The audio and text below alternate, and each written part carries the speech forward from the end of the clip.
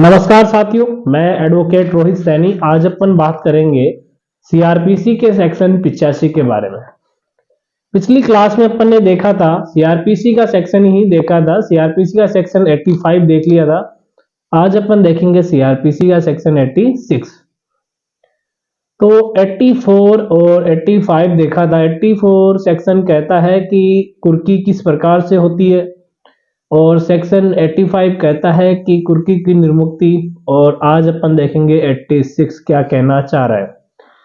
86 देखते हैं क्या कहता है। कुर्क संपत्ति के वापसी के लिए आवेदन नामंजूर करने वाले आदेश के खिलाफ अपील, यानी कोई उद्घोषित व्यक्ति है, उद्घोषित कोई पर्सन है। उद्घोषित कौन होगा? कुछ व्यक्ति होगा न्यायालय द्वारा, जिसे एक पर्टिकुलर पर्सन को उद्घोषित किया जाता है, उसके ऊपर एक प्रोक्लेमेशन जारी किया जाता है कि यह व्यक्ति उद्घोषित है।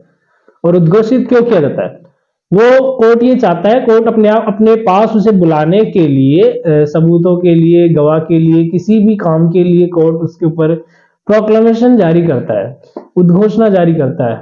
ये व्यक्ति, फला व्यक्ति उद्घोषित है। ये आप कोर्ट, अगर वो इतने समय के अंदर कोर्ट के अंदर आके मिल लेता है तो इसकी संपत्ति को एक तरीके से कुर्क नहीं किया जाएगा। अगर ये नहीं आता है तो इसकी संपत्ति को कुर्क कर दिया जाएगा।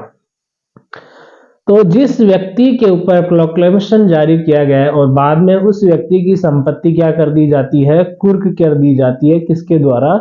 कोर्ट के द्वारा। तो उसमें सेक्शन 86 का क्या रोल है वो देखते हैं। सेक्शन 86 ये कहता है कि अगर किसी व्यक्ति की संपत्ति को न्यायालय क्या कर देता है? कुर्क कर देता है, कुर्क कर देता है। तो ऐसे स्थिति में कोई व्यक्ति, यानी कि लगभग 2 साल बाद भी आता है और वह अपनी संपत्ति की आवेदन के लिए अपील करता है। कहां पे? जिस न्यायालय ने उसकी संपत्ति को क्या किया है? कुर्क कर दिया। अपील करेगा, जाहिर सी है भाई, वो तो अपील करेगा खुद की संपत्ति को लेने के लिए। लेकिन न्यायालय उस संपत्ति को क्या, एक तरीके से जो आवेदन किया गया उस संपत्ति के रिलेटेड, और उस आवेदन को क्या कर देता है? वह खारिज कर देता है कि आपकी संपत्ति बिक चुकी है, अब हम आपकी संपत्ति को नहीं दे सकते। तो ऐसी स्थिति में जो वो व्यक्ति, एक्यूज्ड पर्सन है, उसके पास क्या राइट्स है कि वो कहां जाए, अपनी अपील लेके कहां जाए, उसकी अपील की सुनवाई कहां पे हो? भाई जिस न्यायालय ने उसमें प्रोक्लेमेशन जारी किया था, उसने तो उसको क्या कर दिया? उसकी संपत्ति को कुर्क कर दिया। अब राज्य सरकार के पास वो संपत्ति चली गई। अब उसकी संपत्ति को कैसे वापस ले, वो खुद की संपत्ति को? तो उसके पास यह राइट्स होता है कि वह किसी भी अन्य सामान्य न्यायालय में, किसमें? ध्यान रखना, सामान्य न्यायालय में अपील दायर कर सकता है। कौन? जिस व्यक्ति की, किसी भी व्यक्ति की जो उद्घोषित हो, या फिर अन्य व्यक्ति भी सुन सकते हैं कि जो अन्य व्यक्ति है जिनकी संपत्ति कोर्ट द्वारा, जिसकी उद्घोषणा द्वारा या फिर कोर्ट बिना उद्घोषणा द्वारा कोई कुर्क हो जाती है, तो वो क्या कर सकता है? किसी भी सामान्य न्यायालय में जाके अपील कर सकता है। तो ऐसी स्थिति में अपील करने पे उसको क्या मिलेगी? उसकी अपील की सुनवाई होगी और अपील का जो भी रिजल्ट होगा वो उसको एक तरीके से न्याय जरूर मिलेगा। अब चाहे उसके पक्ष में हो चाहे नहीं हो, ये आगे कोर्ट की प्रोसीडिंग्स पे निर्भर करता है। एक बात इसमें और ध्यान रखने वाली है, वह बात यह है कि ऐसे मामले जो कुर्की से रिलेटेड मामले हैं वह सिविल मैटर्स में नहीं आएंगे। किसमें नहीं आएंगे? सिविल मैटर्स में नहीं आएंगे। ये मामले दांडिक न्यायालयों में ही सुनवाई होगी। जो दांडिक न्यायालय है उन्हीं में इनकी सुनवाई होगी। भाई ऐसे प्रकृति, ऐसे नेचर, सिविल नेचर के नहीं है। कुल मिलाकर के जो कुर्की से संबंधित आदेश निकाल दिया और उसके वापस अपील जारी है, तो ऐसी अपील्स के मामले क्या होंगे? दांडिक न्यायालयों में ही सुनवाई होंगे। और वो भी विशिष्ट नहीं, मैंने बोला है सामान्य न्यायालय, प्रथम श्रेणी के जो न्यायालय होते हैं उन्हीं में ऐसे मामलों की क्या होगी? अपीलों की सुनवाई की जाएगी।